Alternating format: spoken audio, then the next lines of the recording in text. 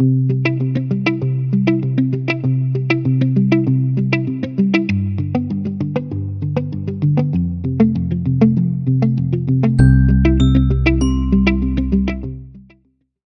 noche, Cooperativa La Altagracia nos da el honor de darnos esta importante charla que es sobre enfermedades infectocontagiosas. Pero antes, toda actividad la ponemos en las manos del Señor. Es por eso que le pedimos a nuestro Padre Celestial en este momento. Nos ponemos en tu presencia. Te pedimos que seas tú el mediador y que estés entre nosotros. Permita que estos conocimientos sean distribuidos entre cada uno de nosotros y que seas tú que permanezca en esta actividad en todo momento. Amén. Esta noche contamos con la presencia de la doctora Geraldine de la Cruz. Ella es médico general, labora en la clínica Dr. Bonilla como médico auditor, pertenece al distrito Ramona Santana y a la Comisión de Salud Comunitaria, que es de donde surge tan importante conversatorio. Tenemos el honor de presentarle a la doctora Geraldine de la Cruz. Geraldine, los micrófonos son suyos. Al final, las preguntas las vamos a realizar a la doctora, la pueden ir escribiendo vía el chat. Buenas noches a todos. Muchas gracias, Obeida, por esta introducción. Bien, es un placer estar con ustedes y, como dicen, sin más preámbulos, vamos a iniciar. Eso es un tema bastante importante, es amplio, ya que las enfermedades infectocontagiosas engloba un gran número de enfermedades. Hoy quise traerle unas que considero que son bastante importantes, son comunes en nuestro país y a pesar de ser comunes, no se da tanta importancia en los medios como otras enfermedades. Vamos con una pequeña definición. Las enfermedades infectocontagiosas son todas aquellas causadas por microorganismos patógenos, ya sean virus, hongos, bacterias o parásitos, que se van a transmitir de una persona a otra, ya sea directa o indirectamente a través de fluidos corporales o por contacto con la persona infectada. Hay varias vías de ingreso al organismo de estos patógenos, como es la inhalatoria, la dérmica, a través de las mucosas, por vía digestiva y por vía parenteral. Algunos ejemplos de estas enfermedades tenemos las hepatitis, la gripe, la malaria, el sarampión, el VIH, tuberculosis, cólera, escabiasis, lo que comúnmente las personas conocen como sarna, y dos temas bastante recientes que son la difteria y el SARS-CoV o el denominado COVID-19. Vamos a empezar con las hepatitis. Las hepatitis son varias. Están las hepatitis tóxicas que pueden estar causadas por el consumo de alcohol, el abuso de medicamentos, el uso de drogas. Están las hepatitis autoinmune, y las que por hoy es la que nos interesa son las hepatitis víricas, que son las más comunes. Va a estar causada por virus llamados hepatotropos. ¿Por qué se llaman hepatotropos? Pues porque estos únicamente van a afectar el hígado. De estos, los más comunes son el virus de la hepatitis A, B, C, D y E. Están llamados al igual que la enfermedad que causan.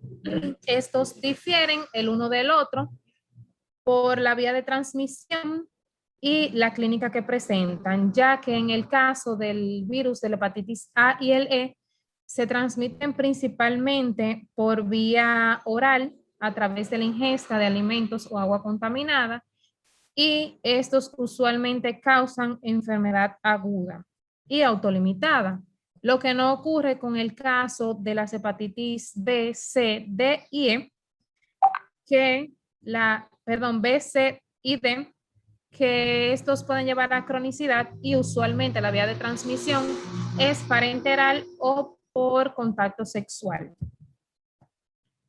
La hepatitis A es una de las enfermedades más antiguas conocida en el hombre y es típica de la infancia.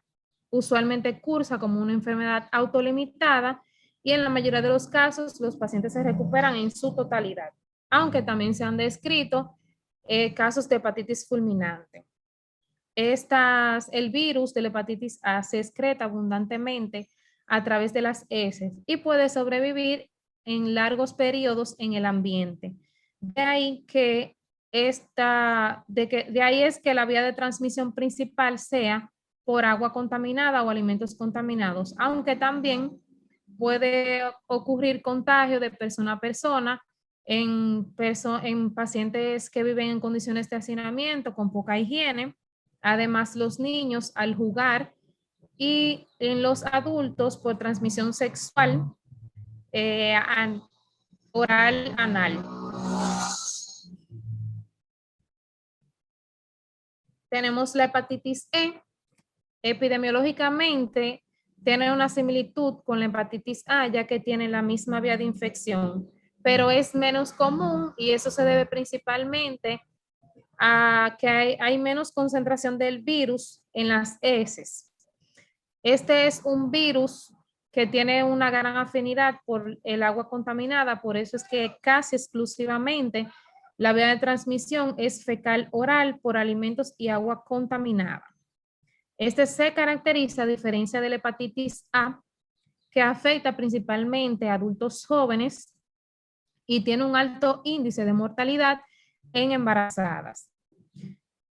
Que tenga más, en estos dos casos, el hecho de que tenga más afinidad por agua y alimentos contaminados no quiere decir que no se transmita a través de vía parenteral en los casos de transfusión sanguínea y en los pacientes que utilizan drogas que intercambian agujas y en las personas que se tatúan en lugares que no son seguros. Tenemos el caso de la hepatitis B, que ya esta sí puede provocar una enfermedad grave.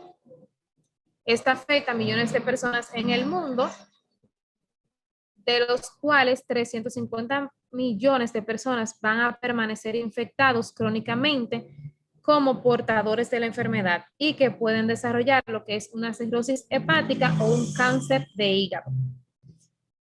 Anualmente se reportan unos 4 millones de infección aguda por este virus, de los cuales el 25% van a cursar con una enfermedad crónica como portadores. Lo que más alarma en el caso de hepatitis B es que cada año se reportan más de 1 millón de muertes por este tipo de hepatitis y causa cirrosis hepática y hepatocarcinoma. La vía de transmisión principalmente es por vía parenteral y le sigue el contacto sexual. También puede pasar a través, también la madre le puede transmitir la enfermedad a su bebé a través del canal de parto. En el caso de la hepatitis C, la OMS estima que alrededor del 3% de la población mundial ha sido infectado por este virus. Más de 170 millones de personas cursan como portadores crónicos de esta enfermedad. Estos tienen un mayor riesgo de presentar cirrosis hepática y hepatocarcinoma. De los pacientes infectados, un 40% aproximadamente se recupera en su totalidad, pero el resto, independientemente de la sintomatología que estos presentes, va a cursar con enfermedad crónica. Y de estos, entre el 4 y el 20% se va a desarrollar una cirrosis o un hepatocarcinoma. Normalmente, este virus es casi exclusivo, la vía de transmisión es casi prácticamente solo se transmite por vía parenteral, aunque también puede ocurrir por contagio de transmisión sexual y perinatal, como ya les expliqué, la madre que se lo transmite a su niño mediante labor de parto. En el caso de la hepatitis B es más frecuente que en el caso de la hepatitis C. La hepatitis D es mucho menos frecuente y esto se debe a que este virus necesita obligatoriamente el virus de la hepatitis B para poder replicarse. Este se transmite principalmente por vía parenteral, le sigue la vía por vía sexual y por vía perinatal es mucho menos frecuente. La coinfección con este virus provoca un aumento en la posibilidad de la propagación de la enfermedad y de desarrollar una hepatitis crónica fulminante. Las manifestaciones clínicas son similares independientemente del tipo de virus que se encuentre implicado en la infección, porque como ya les había dicho, son virus que afectan únicamente al hígado. Los síntomas que la caracterizan son la coluria, que es una orina oscura, bien oscura, la colia, que son heces blanquecinas, la ictericia, que es bien característico de esta enfermedad, pero usualmente se ve más en los casos de la hepatitis B y C, y hepatomegalia. También los pacientes pueden presentar náuseas, anorexia, dolor abdominal.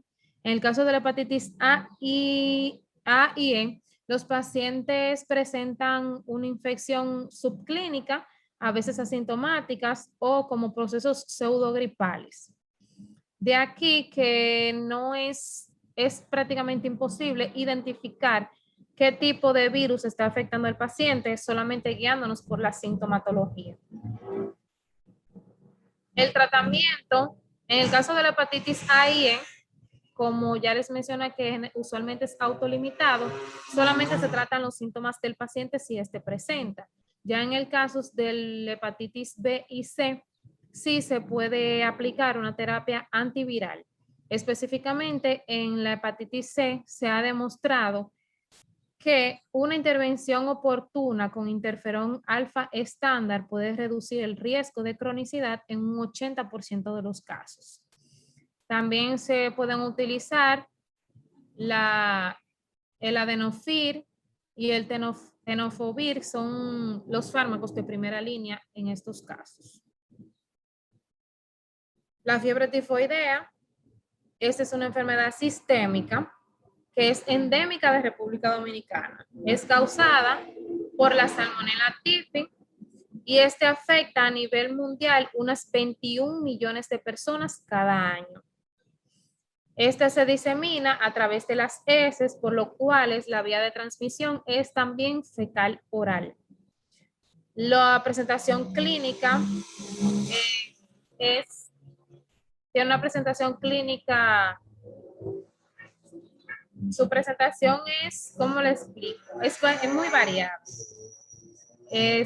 Puede presentar fiebre, cefalea, dolor articular, faringitis, puede cursar tanto con estreñimiento como con diarrea. Un síntoma característico de esta enfermedad es que los pacientes presentan unas manchas rosadas que se ponen blancas cuando se deprimen. Esto es muy característico de esta enfermedad y aparecen usualmente la segunda semana luego de aparecer los síntomas y va a desaparecer dentro de 2 a 5 días.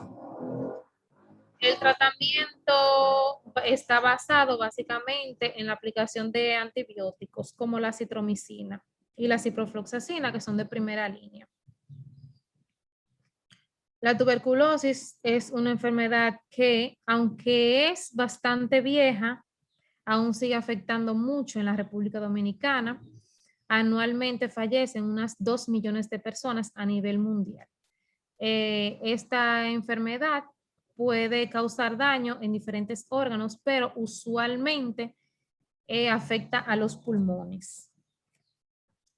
Esta se va a transmitir a través de las microgotas que se expulsan al hablar al toser o al estornudar, que contienen los bacilos que pueden infectar a las demás personas. La clínica que la caracteriza son unas fiebres vespertinas, usualmente después de las 6 de la tarde, sudoración nocturna con escalofrío, una pérdida importante de peso sin causa aparente y tos productiva de larga duración, usualmente por encima de las 2 semanas. La OMS desde el 2003 declaró esta enfermedad como emergencia sanitaria debido al alto número de pacientes que se reportan cada año. El tratamiento va a depender mucho del estado del paciente, de si tiene enfermedades concomitantes, de las embarazadas y entre otros casos. Pero estos que están viendo aquí son los tratamientos de primera línea, como es la isoniazida, la rifampicina y el etambutol. La difteria es un caso, como dicen aquí en términos populares, que está sonando actualmente. Esta enfermedad está causada por el Corynebacterium diphtheriae. Se caracteriza por una inflamación de la faringe y la producción de una toxina que puede afectar a otros órganos. En la toxina, a nivel de la mucosa, va a crear una pseudomembrana que es característica de esta enfermedad. Esta pseudomembrana puede ocluir lo que es la laringe y la tráquea y causarle asfixia al paciente. En el 2020, ya para finales del 2020, se reportaron 80 casos confirmados de esta enfermedad en 5 países. En Brasil se reportaron 4 casos, incluyendo una defunción. Aquí en República Dominicana solo se reportaron 3 casos, de los cuales 2 fallecieron. En Haití se reportaron 66 casos con 4 defunciones. En Perú, 4 casos con una defunción. Y en Venezuela, 2 casos.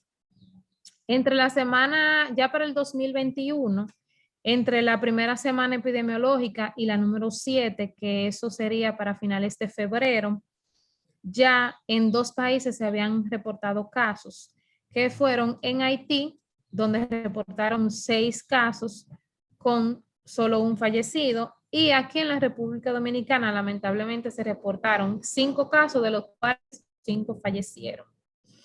Esto llama mucho la atención porque a pesar de ser una enfermedad que se previene con la vacuna y a pesar de que hay una amplia distribución del programa ampliado de vacuna, debido a la pandemia que estamos viviendo, muchas personas dejaron de llevar a vacunar a sus niños por temor a infectarse, por no salir de la casa, por diferentes razones. Entonces, esto conlleva anualmente todos estos brotes. Y a pesar de que se da mucho énfasis en la vacunación, todavía República Dominicana no ha alcanzado la meta de inmunización anual, que es del 95% de la población. Como ya les mencioné anteriormente, la manifestación, se va a caracterizar por una pseudomembrana, como vemos aquí, que es de color blanquecino a amarillento. A veces es de difícil diagnóstico porque cursa como una enfermedad cualquiera, puede ser una faringitis o un proceso gripal. Se presenta con dolor de garganta, fiebre baja, leve, las amígdalas inflamadas, glándulas inflamadas en el cuello y en los casos peor, con disnea, puede provocar delirio y coma. El tratamiento de esta enfermedad va dirigido a la erradicación de la bacteria mediante el uso de penicilina, eritromicina, cefalosporina y las tetraciclinas. También en la erradicación de la toxina que es la que más produce complicaciones en estos pacientes. A esto se le aplica la antitoxina difteriae. se debe de dar seguimiento continuo a estos pacientes precisamente por la toxina, porque puede provocar daño en el corazón como una miocardiopatía, también puede dañar el riñón y los nervios periféricos. La parte más importante de esta charla es la prevención, porque con la prevención podemos disminuir la tasa, la prevalencia de estas enfermedades hasta en un 40%. Como pudieron observar, la mayoría de estas enfermedades se puede prevenir, se contagia por vía de agua y alimentos contaminados. Entonces, ¿qué debemos hacer? Lavado de mano continuo antes de comer, luego de asear, luego de cocinar, antes y después de cocinar, antes y después de ir al baño. Cocer bien los alimentos, no utilizar agua que no sea potable y sobre todo la vacuna, porque mediante la vacuna podemos erradicar muchas enfermedades. Tenemos que el año pasado también teníamos un brote de malaria, entre otras enfermedades. Esto ha sido todo. Si tienen alguna pregunta, este es el momento. Bien, excelente participación, doctora Geraldine. Todo muy explícito. La exposición que usted tuvo en el día de hoy. Vemos aquí varios participantes que están levantando la mano. Las preguntas las pueden hacer vía chat.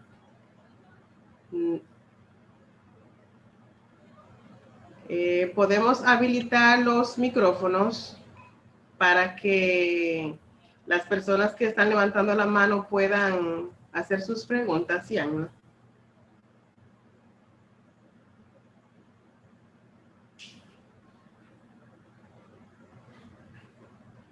Te están felicitando, Geraldine, muy buena exposición. Gracias, gracias. Fue muy precisa y muy autónoma.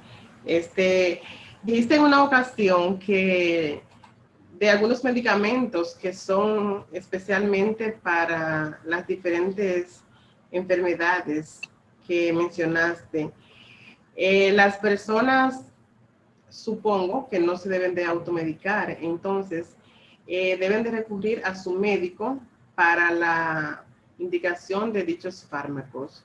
Entonces, pregunto si ese tratamiento continuo que va a recibir ese paciente es por un tiempo determinado o debe de ser ingresado en algún hospital o clínica o lo puede llevar en la casa. Estos tratamientos usualmente, bueno, en su mayoría se llevan en la casa. Solamente se ingresa el paciente ya cuando no se pueden controlar en la casa. Me explico, los pacientes con hepatitis que lleguen con manifestaciones bien agudas que ameriten un ingreso, pues eso se puede ingresar. En caso de la tuberculosis igual. Son muy pocos los casos que se ingresan.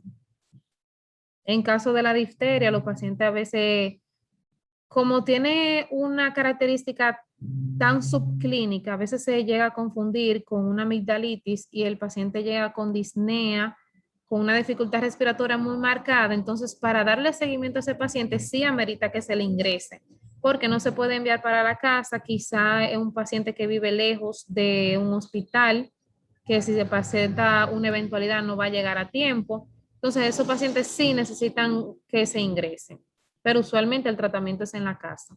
¿Qué puede suceder o cómo actuar si los padres no saben las vacunas que ya tienen sus hijos o cuáles le faltan? Muy importante. En estos casos en que no se saben cuáles vacunas se han aplicado, usualmente los padres saben dónde lo llevaron a vacunar la primera vez. La primera vez no la vacuna del recién nacido, sino la primera dosis de pentavalente, porque ahí es que se le da el número del PAI, que es el programa ampliado de inmunización. Entonces, si saben qué centro se vacunó por primera vez, van allá y allá le van a dar el código. Entonces se busca en el libro donde se registra y ahí ya saben cuáles vacunas le faltan y cuáles se deben de aplicar. Muy bien, tenemos otra pregunta por aquí. Las personas que han sufrido de tuberculosis y ya se han curado, ¿tienen secuelas en un futuro en los pulmones? Todo va a depender de la clínica que presentó el paciente. Hay muchos pacientes, muchos casos en que si los pacientes se curan, hay una minoría de ellos en que el paciente ya cursa con una enfermedad muy crónica donde el pulmón se cicatriza. Entonces ya esas áreas donde hay cicatriz pulmonar son áreas que no funcionan, entonces el paciente queda con daño. Pero eso es usualmente ya son pacientes que cursan con 10, 15, quizá 20 años con esta enfermedad. Ok. Luis Durán hace un comentario acerca de las personas que se automedican, que eso es una gran problemática. Tenemos otra pregunta por aquí. Tengo problemas hepáticos en los riñones, pulmones. Tengo mucho miedo de vacunarme. ¿Qué me recomiendas? ¿Tiene daño en el hígado, en los pulmones? En los riñones, en los riñones y en los pulmones y en el hígado porque tiene problemas hepáticos. Tiene miedo de vacunarse, supongo que contra el COVID-19. Entonces, como médico, ¿qué les recomienda? ¿Si se vacuna, sí o no? Como médico, mi deber es recomendar que se vacune como médico. Pero una opinión personal, eso es a conciencia de cada quien. Porque a corto plazo se ha demostrado que quizá no va a tener efectos secundarios sobre ella, pero a largo plazo no sabemos qué podría pasar. Entonces yo pienso que eso es una decisión como que muy personal, porque ella corre el riesgo de que quizás como tiene tantos órganos comprometidos, si el COVID la afecta, entonces podría agravarse. Ya yo entiendo que eso sería un tema como que muy personal de ella. Y que consulte con su médico de cabecera por los antecedentes Correcto. que tiene. Otra pregunta tenemos por aquí. ¿La hepatitis se repite o es una enfermedad permanente? No, la hepatitis tienen, al momento de que te infectas y te curas, tu cuerpo crea inmunidad.